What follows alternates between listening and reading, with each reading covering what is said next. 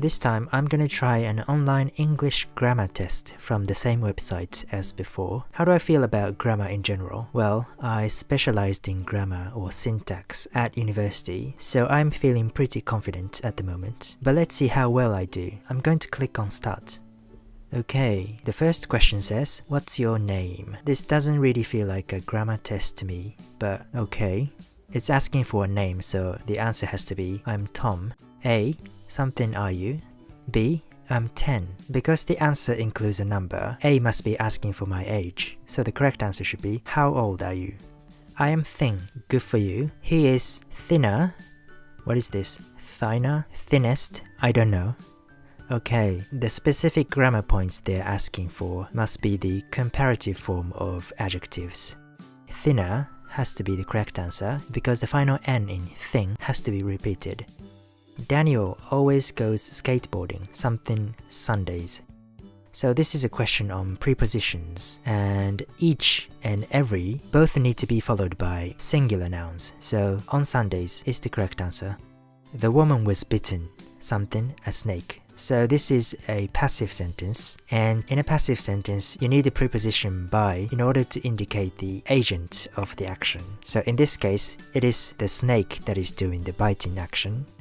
That's my sister's bedroom. How many people live in that bedroom? Okay, so the sentence in the quotation indicates that there is more than one sister because the apostrophe on the word sisters comes after the S, which means that the noun sisters is in the plural form, so 1 cannot be the right answer and 0 does not make sense. All we can assume is that there are 2 or more sisters, so 2 or more has to be the correct answer. Which of the following sentences is incorrect? I don't know why the question is suddenly displayed in red. I guess this is to make sure that we understand that we need to look for the incorrect option. I'll finish the work in the morning. Okay, we went to Turkey in June. Let's go to the cinema in the weekend. Well, the first sentence sounds alright to me, and so does the second sentence. And the third sentence, the mistake has to be the preposition in, as in the weekend. I believe people usually say on the weekend or at the weekend, so I'm gonna go with this sentence. The match was cancelled, something, the rain. Okay, which word does not work in this case? Because in this case would be a conjunction and has to be followed by a clause. So this is the incorrect one. And because of and due to the rain would work. So I'm gonna go with the first option. Your children don't go out alone. So this is a question on the tag question. They don't go out, can't they? They don't go out, can they? They don't go out, do they? Usually in tag questions, you need to use the auxiliary verb that is used in the main clause. In this case, do. So I'm gonna go with do they. I listened to the weather forecast. It's something nice today.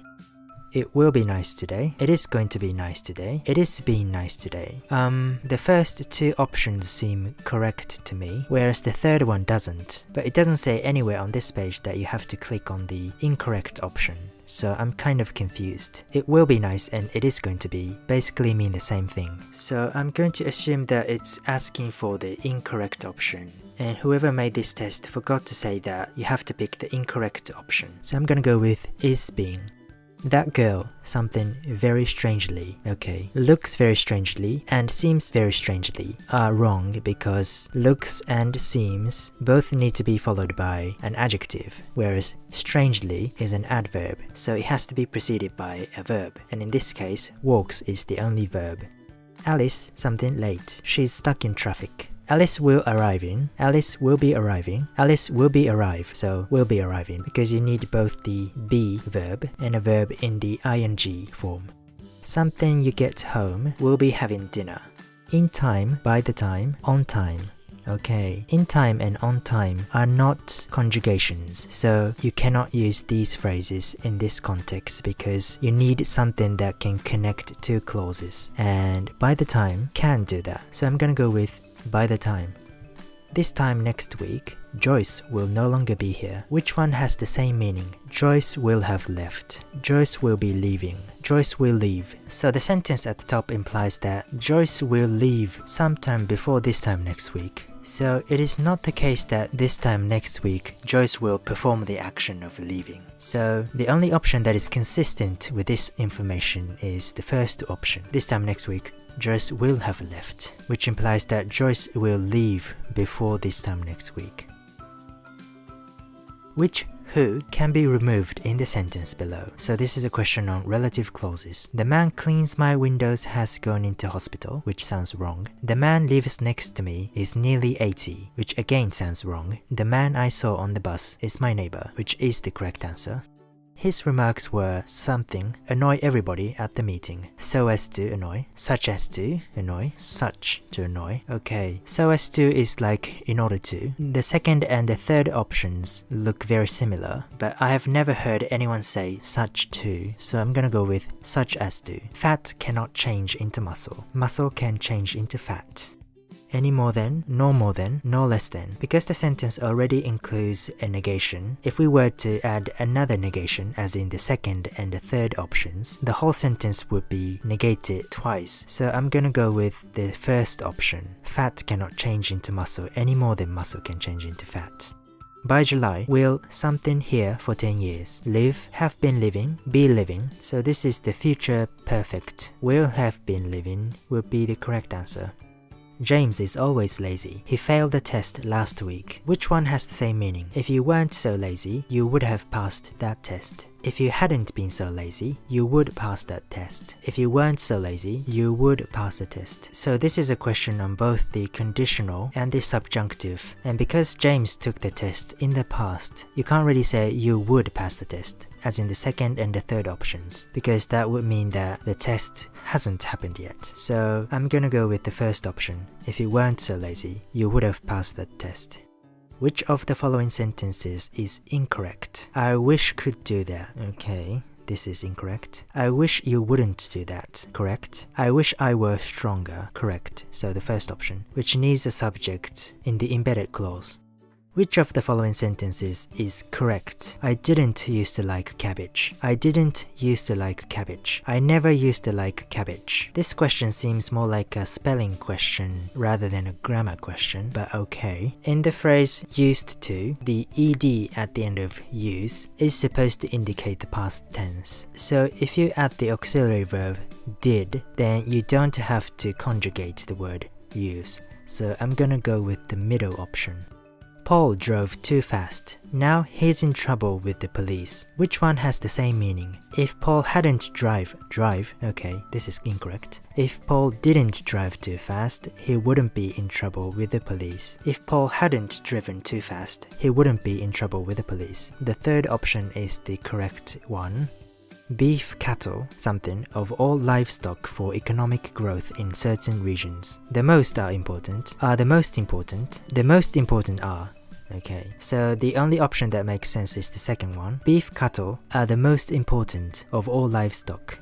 The dawn redwood appears some 100 million years ago in northern forest around the world. Okay, appears to have flourished, appears having to flourish, appears was flourished. So appears usually takes an infinitive. To have flourished would be the correct answer.